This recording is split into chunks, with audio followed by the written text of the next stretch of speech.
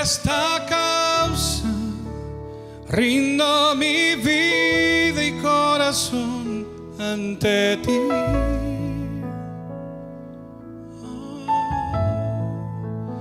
Por esta causa rindo mi vida y corazón ante ti.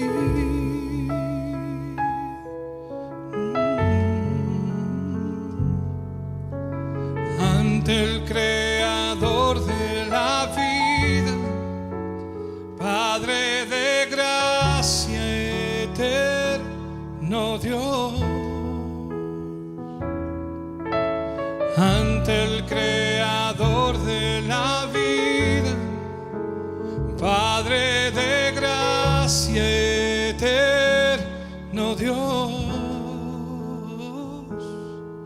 para oír tu voz y dirección, para ver la expresión de tu amor, para entender tu verdad y corazón,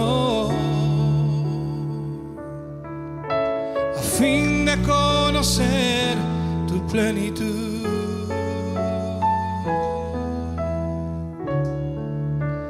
Por esta causa rindo mi vida y corazón ante ti.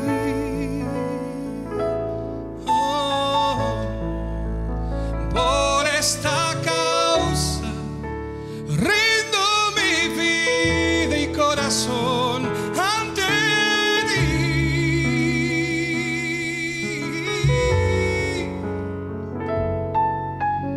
Ante el Creador de la vida, Padre de gracia, eterno Dios.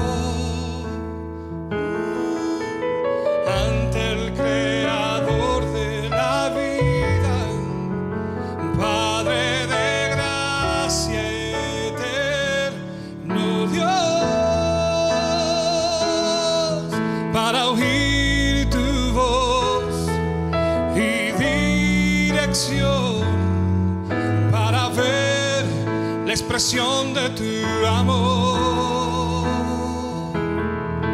para entender tu verdad y corazón, a fin de conocer tu plenitud.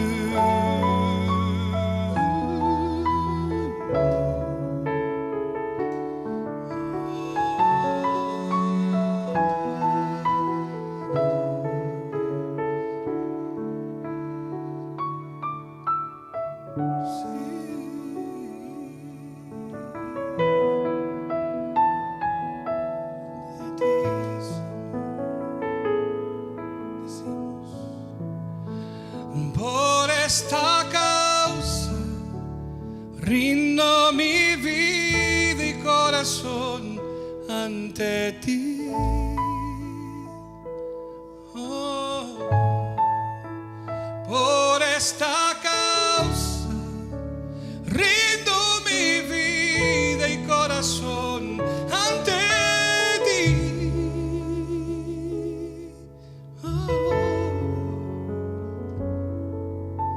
A fin de conocer tu plenitud,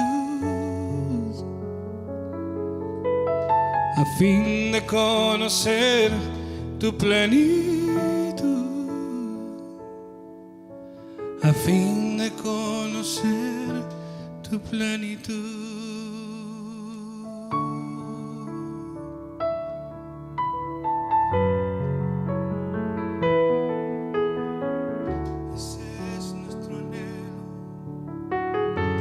Ese es nuestro deseo,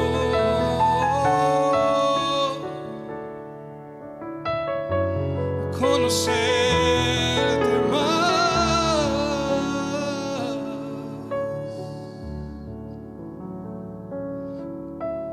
Por eso nos reunimos, por eso nos rendimos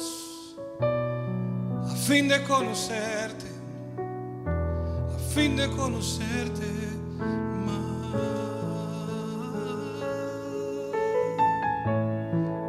Por eso nos rendimos, por eso nos rendimos, por eso nos reunimos, a fin de conocerte, a fin de conocerte más.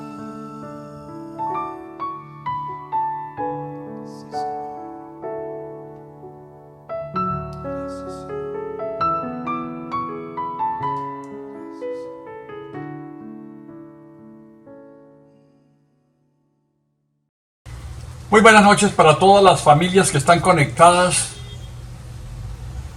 a este servicio. Hoy es viernes en familia de nuestra comunidad y queremos invitar a todas las familias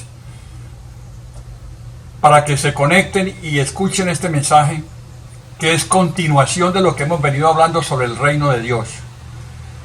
Hoy tenemos un título que le coloqué, se llama Algunos conceptos de reino, porque vamos a trabajar reino, porque el descubrimiento del reino es la revelación del reino, no el descubrimiento. La revelación del reino es lo más importante en la vida de un cristiano.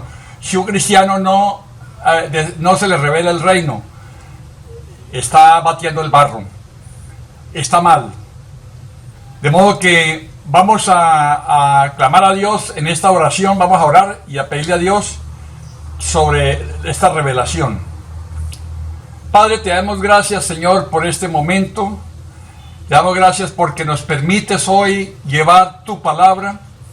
Señor, nosotros somos los mensajeros, pero tú eres el mensaje. Por eso lo más importante es el mensaje, no el mensajero. Habíamos hablado sobre el gobierno de Dios y el gobierno del hombre, de los distintos sistemas de gobierno que el hombre se ha inventado para suplantar el verdadero gobierno de Dios. Hoy seguimos ampliando la palabra en asuntos reveladores de lo que significa el reino de Dios. Padre, pido que se revele a cada uno de los que estamos acá, a cada uno de los que están escuchando este mensaje, a sus familias, que cada uno lo anhele, Señor, porque el reino está disponible para todo el que lo quiera recibir, pero no todos lo reciben. Y si no reciben el reino, Señor, no van a poder disfrutar de las riquezas del reino en vida.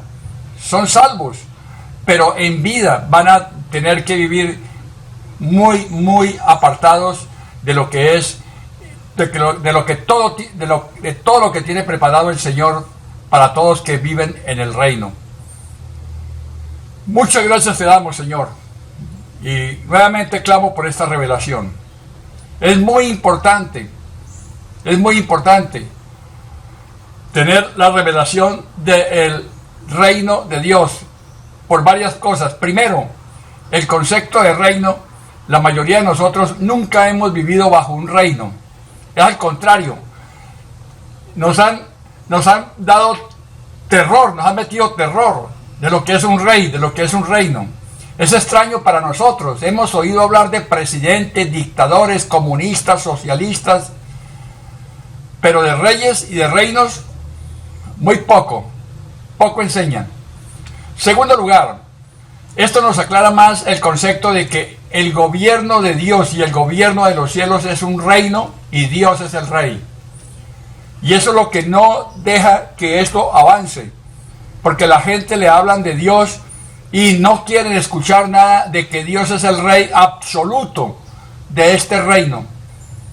Su reino se extiende sobre toda la creación, tanto en las dimensiones naturales como en las sobrenaturales, y que nos abarca a nosotros, razón por la cual debemos comprenderlo a través de esta revelación. Número 3, entender de que la Biblia no trata sobre una religión ni una organización, sino sobre un rey, su reino. Por eso, para entender y aplicar los conceptos bíblicos e interpretar correctamente las Escrituras, es necesario poseer el conocimiento y la revelación sobre el reino. Un rey es un monarca, y la monarquía es lo más antigua de todas las formas de gobierno y la única de origen divino. Dios inventó el concepto de reino y lo estableció primeramente en el cielo, es decir, en lo espiritual desde antes de la fundación del mundo. El cielo fue el primer dominio de Dios, que Dios creó. Aunque invisible, es real. Es más, aún es más real de lo que nosotros llamamos realidad. Lo natural proviene de lo sobrenatural, por lo tanto lo sobrenatural es más real que lo natural. El cielo es más real que la tierra, aunque no podamos verlo con nuestros ojos físicos. En el principio Dios creó un reino como el sistema gubernamental para regir sobre las dimensiones sobrenaturales del cielo. Una vez establecido en el cielo, Dios lo extendió hacia otro dominio. Así creó el universo físico y visible con billones de estrellas, incluyendo al Sol, alrededor del cual gira este planeta al que llamamos Tierra. El rey eligió este planeta Tierra como ubicación de su colonia del reino. Puso allí los seres humanos, creados a su imagen, para que administraran a favor suyo la colonia Tierra. De esta manera estableció el primer reino terrenal, el cual era una extensión de su reino en los cielos. Pero por la rebelión contra el rey, el hombre perdió el gobierno. Dios ha tratado de recuperarlo. Desde entonces, aunque hemos perdido el reino terrenal, el paraíso, todavía tenemos la idea original de recuperar lo que el rey implantó en nuestro espíritu.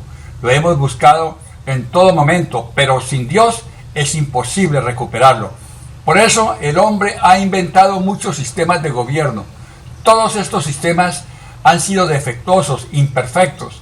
La humanidad es imperfecta, por lo tanto todos son imperfectos. Sin Dios, esto es una fantasía utópica. Mira lo que dice Génesis 1:26. Y dijo Dios: hagamos al hombre a nuestra imagen, conforme a nuestra semejanza, y ejerza dominio sobre los peces del mar, sobre las aves del cielo, sobre los ganados, sobre toda la tierra, y sobre todo reptil que se arrastra sobre la tierra. Adán y Eva eran señores feudales de dominio físico, gobernados únicamente por Dios. Ellos eran su pueblo y él era su Dios. No había intermediarios, pero el hombre inventó gobiernos paralelos que eran un reflejo tenue e imperfecto del reino de Dios, donde hay ciudadanos que también eran súbditos del rey, queriendo significar que estaban sujetos a sus ambiciones personales, a sus metas, caprichos y a sus ambiciones personales. A sus metas, caprichos. El reino de Dios es diferente. En el reino de Dios no hay súbditos. Cada ciudadano es un rey o reina. Es su propio derecho. Por eso la Biblia se refiere a Dios como Rey de Reyes. Él es el Rey del cielo que gobierna sobre reyes humanos que Él creó en su oportunidad para reinar sobre el dominio terrenal. Con la caída de Adán y Eva, Lucifer tomó el control del dominio terrenal como un pretendiente del trono, descarado, arrogante e ilegal. E inmediatamente el Rey de los cielos puso en marcha su plan de recuperar lo que se había perdido. El reino. Ellos no perdieron una religión. Aún no existía la religión. Ellos tenían un reino. La religión es un invento del hombre. El hombre caído inventó la religión para hallar a Dios y restaurar el reino por sus propios medios. Génesis 3:15 dice: y pondré enemistad entre tú y la mujer, y entre tu simiente y la simiente suya. Esta te herirá en la cabeza y tú le herirás en el calcañar. El rey hablaba de la simiente de la mujer como un descendiente que asestaría un golpe fatal contra Lucifer, le aplastaría la cabeza. Esta simiente específica apareció miles de años más tarde como el hombre Jesucristo de Nazaret, quien era el Hijo de Dios, encarnado en un cuerpo humano. Cuando Jesús apareció en la escena en tiempo real en la historia, trajo un mensaje, no una religión nueva ni vieja, sino que trajo el reino. Mateo 4:17 dice: desde entonces comenzó Jesús a predicar y a decir: arrepentidos, porque el reino de los cielos se ha acercado. Las palabras desde entonces se refiere al arresto de Juan el Bautista, un profeta cuya misión era anunciar la llegada del reino. Este era el único mensaje que Jesús predicaba. Haga un recorrido por los 4 evangelios escritos por Mateo, Marcos, Lucas y Juan, y verá que Jesús siempre habló del reino. Todo era del reino y de su llegada a la tierra. Arrepiéntanse, es decir, cambien su mente o adopten una nueva manera de pensar, porque el reino de los cielos está cerca. Esto quería decir, ha llegado. Lo traje conmigo y también traje la promesa de restauración a la humanidad del dominio de Satanás. Él nos devolvió nuestro dominio y nuestro gobierno, pero antes que pudiera restaurarnos plenamente el reino, la rebelión nuestra hacia Dios debía ser tratada. Esta rebelión es lo que la Biblia llama pecado universal en la naturaleza humana, un legado de la traición de Adán y de Eva en el Edén tiempo atrás. La muerte de Jesús en la cruz pagó nuestra rebelión para que pudiéramos ser restaurados a una posición correcta con Dios y ser reinstaurados en nuestro lugar original y legítimo. El mensaje del Evangelio, las buenas nuevas, es más que la cruz. Por lo tanto, la cruz de Cristo es la restauración del reino y poder y la autoridad y recobrar el gobierno, y no es una religión.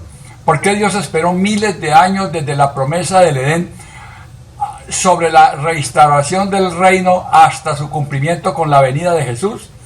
Él tuvo que permitir que el hombre cursara la historia humana, que fluyera hasta que el tiempo fuera preciso. Era necesario para que nosotros pudiéramos entender todo lo que perdimos con la pérdida del reino, y aún más, entender los principios que lo rigen. Dios necesitaba un propósito exacto a manera de ejemplo.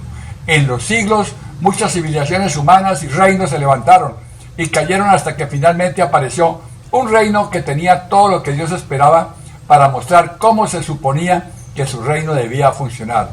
Cuando el Imperio Romano llegó al poder, tenía el concepto de ciudadanía, tenía el concepto de señorío, tenía el concepto de propiedad, tenía un rey, un dominio, y practicaba la colonización.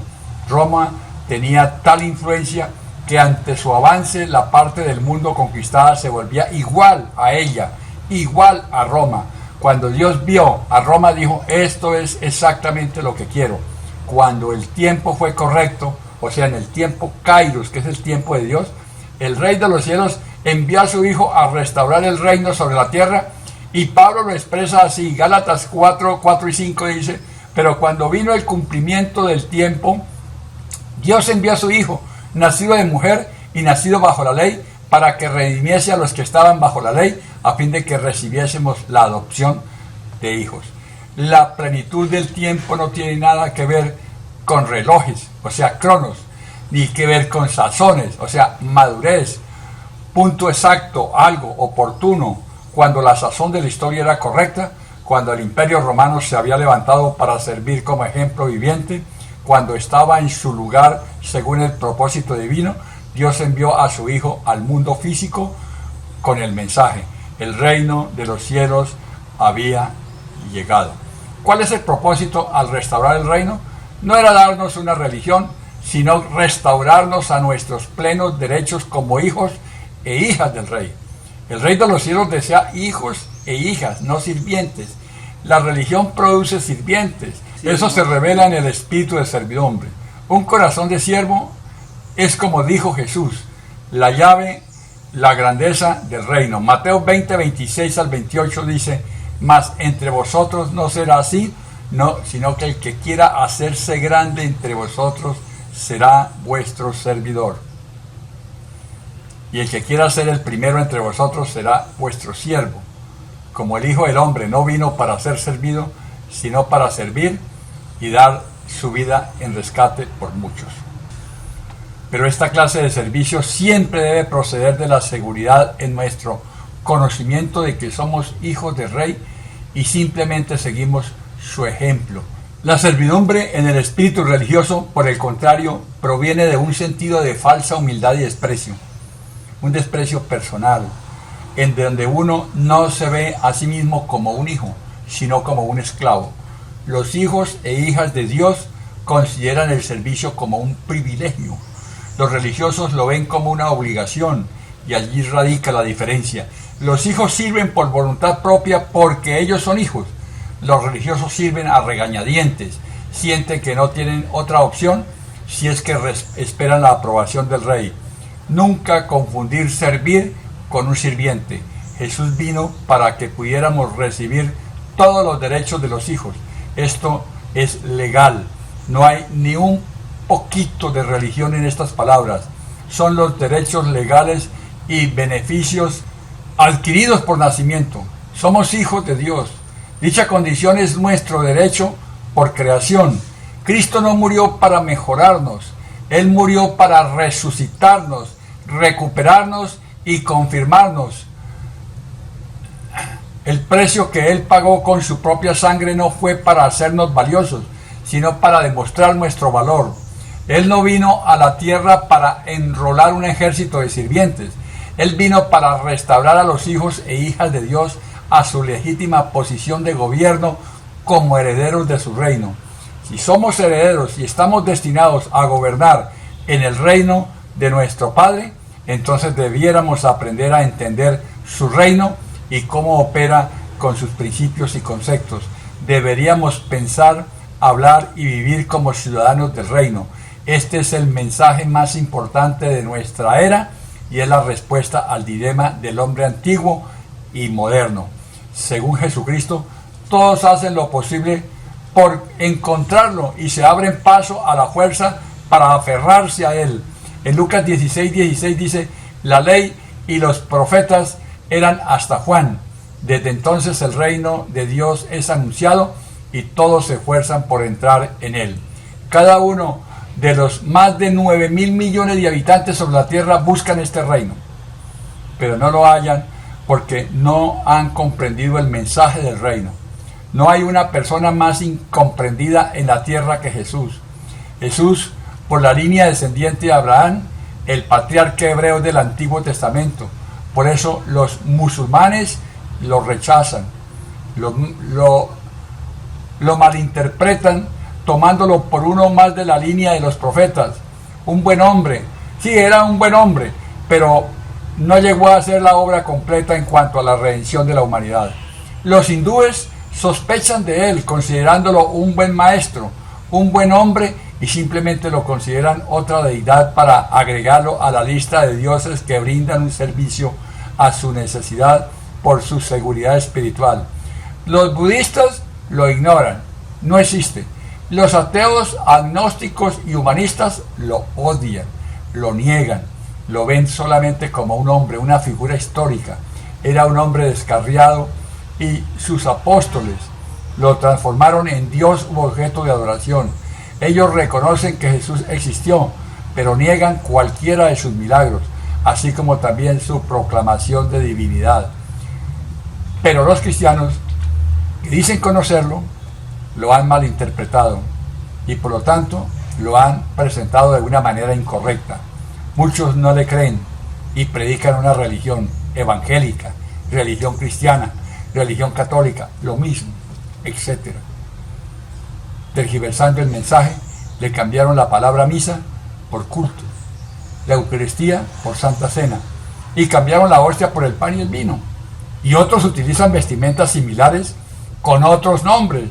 Muchos cristianos han reducido su mensaje a nada más que un plan escapista para llegar al cielo y sus promesas, como meros seguros contra incendio, para escapar de los dolores de un infierno atormentador. Sin duda, el mensaje de Jesús, su misión, pasión y propósito no fueron establecer una religión de ritos y reglas, sino establecer el reino de Dios en la tierra. Esa era su más alta prioridad, su mandato celestial. Aquellos a los que vino primero, a los judíos, interpretaron erróneamente a Jesús, viéndole como un rebelde, un inadaptado social y un fanático. Para ellos, Jesús era un maestro rabínico descarriado que desparramaba herejías y que contaminaban las enseñanzas de Moisés y del judaísmo.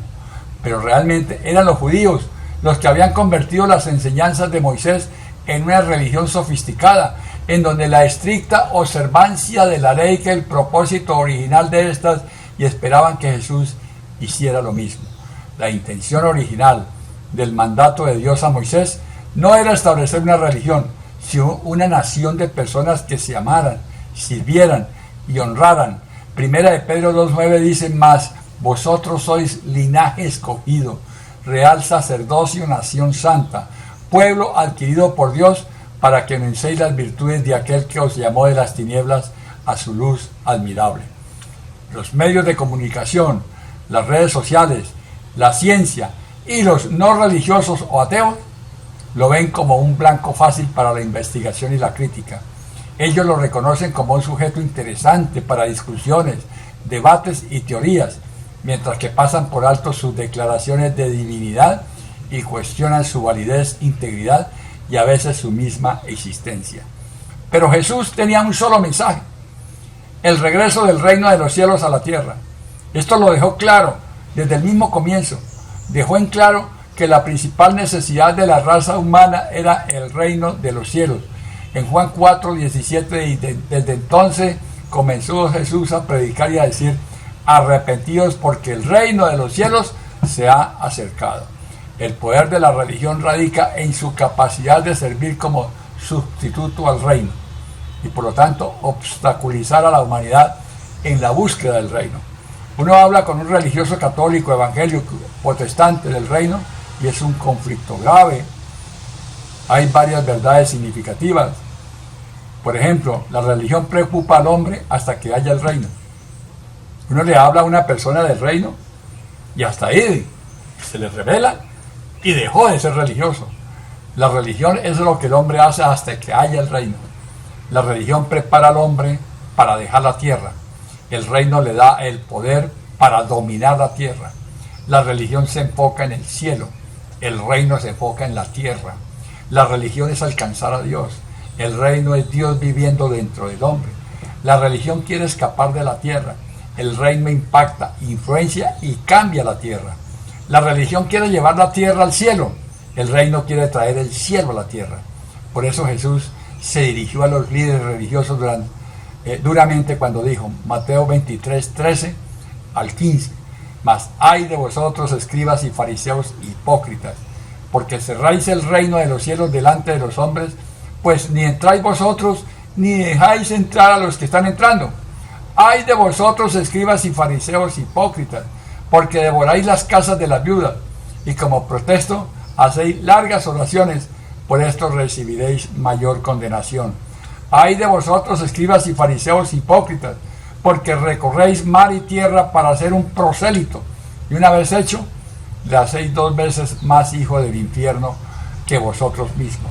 Mateo 5:20 dice, porque os digo que si vuestra justicia no fuere mayor que la de los escribas y fariseos, no entraréis en el reino de los cielos. Justicia de los escribas religiosos. ¿Oíste que fue dicho a los antiguos? Es la justicia de los hijos de Dios. Dice, pero yo os digo, el cristianismo es una religión bien conocida, bien establecida, bien estudiada, bien documentada, pero no sabe nada acerca del reino. Muchos de los ministros graduados en universidades y seminarios bíblicos nunca han recibido una enseñanza sobre el reino. El curso no existe. Es prohibido hablar del reino. Yo lo he vivido personalmente con algunos ministros, colegas, que me dicen, no me hable del reino. Nuestro apóstol, nuestro patriarca, no permite que hablemos del reino. Hábleme del reverendo, hábleme de religión, hábleme de otras cosas, pero del reino no se acepta en esta comunidad porque nuestros estatutos lo prohíben. ¿Por qué? El Señor dijo así en Mateo 13, 31 y 32.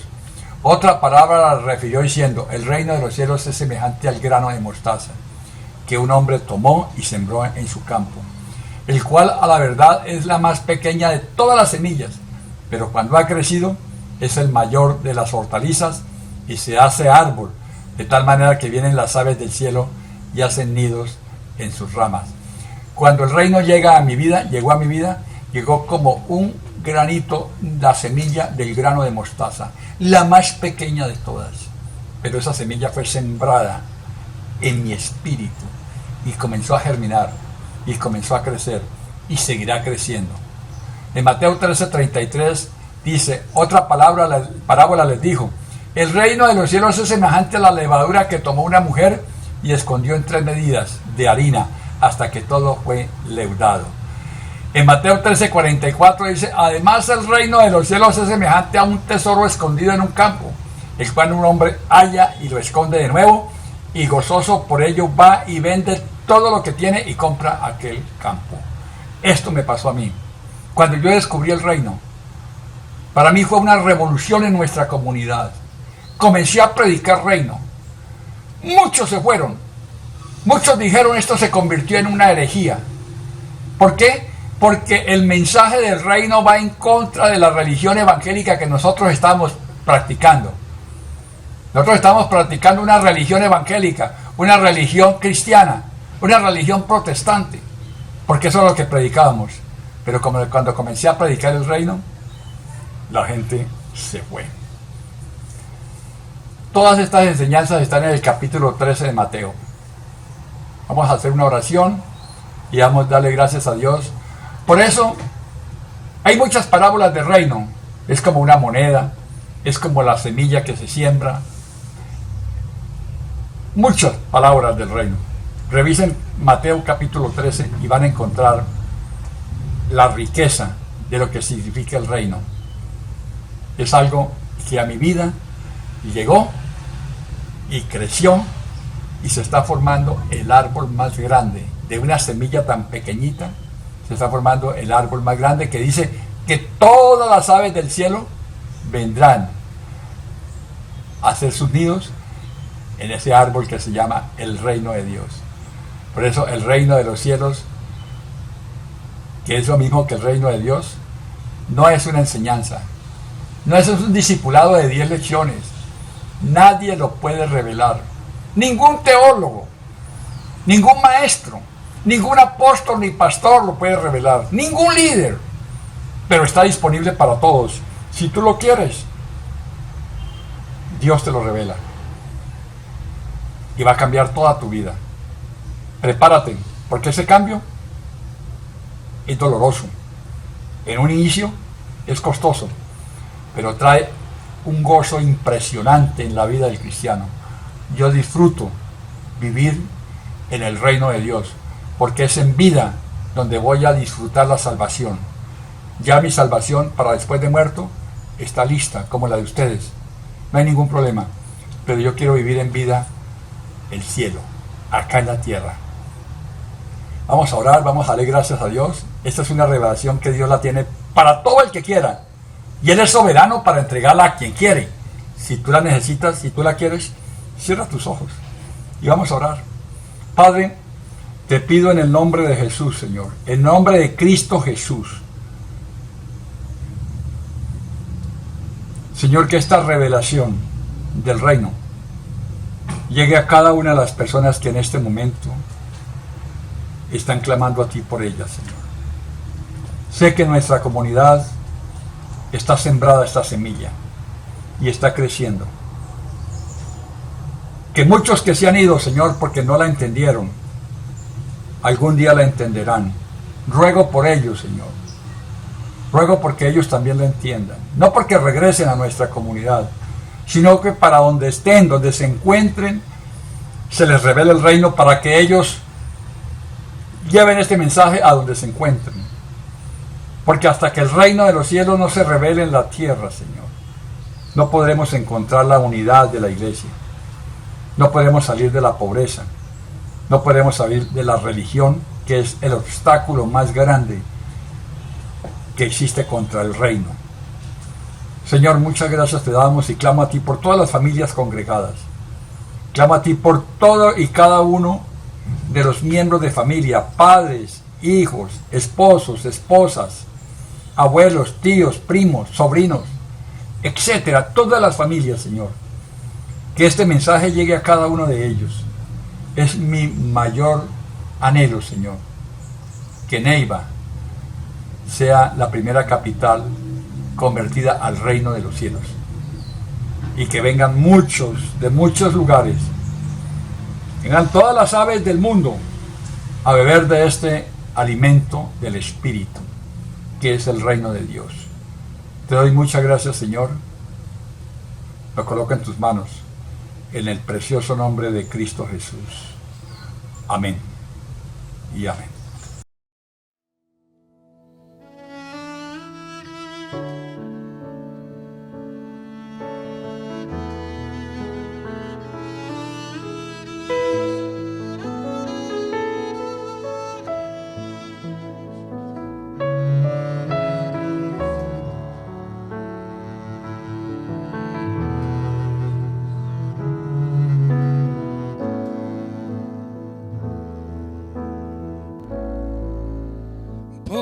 Esta causa rindo mi vida y corazón ante ti.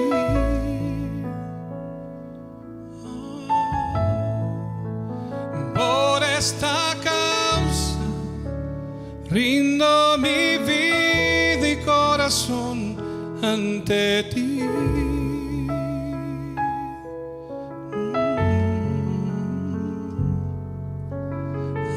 El creador de la vida, Padre de gracia eterno Dios,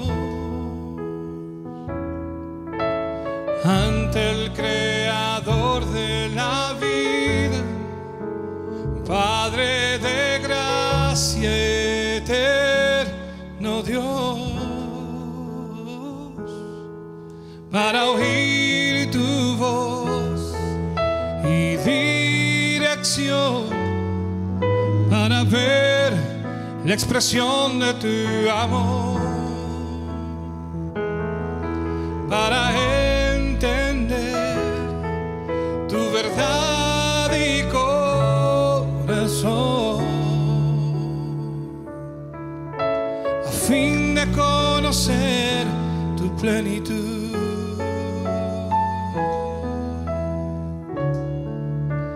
Por esta causa rindo mi vida y corazón ante ti. Oh, por esta causa rindo mi vida y corazón ante ti.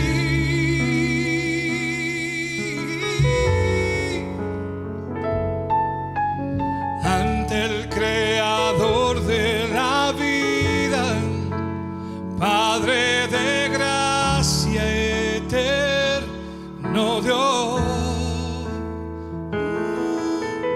ante el creador de la vida, Padre de gracia eterno Dios,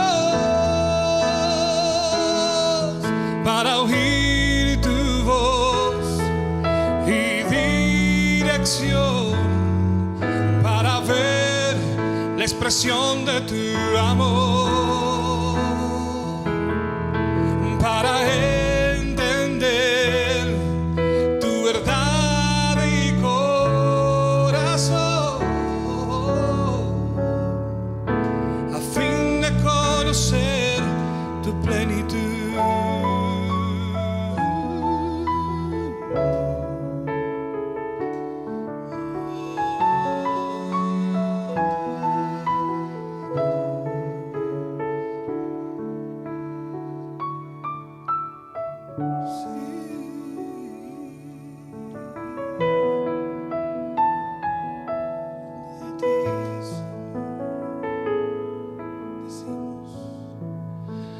Por esta causa rindo mi vida y corazón ante ti. Oh,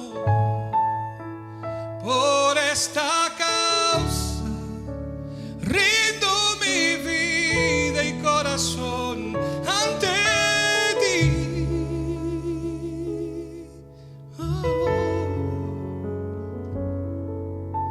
A fin de conocer tu plenitud, a fin de conocer tu plenitud,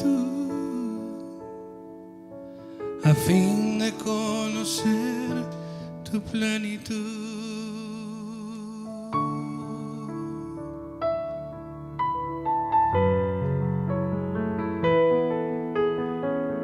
Ese es nuestro anhelo, ese es nuestro deseo.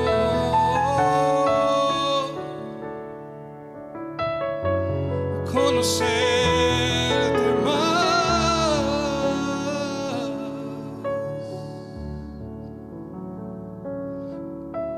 Por eso nos reunimos, por eso nos rendimos, a fin de conocerte, a fin de conocerte más.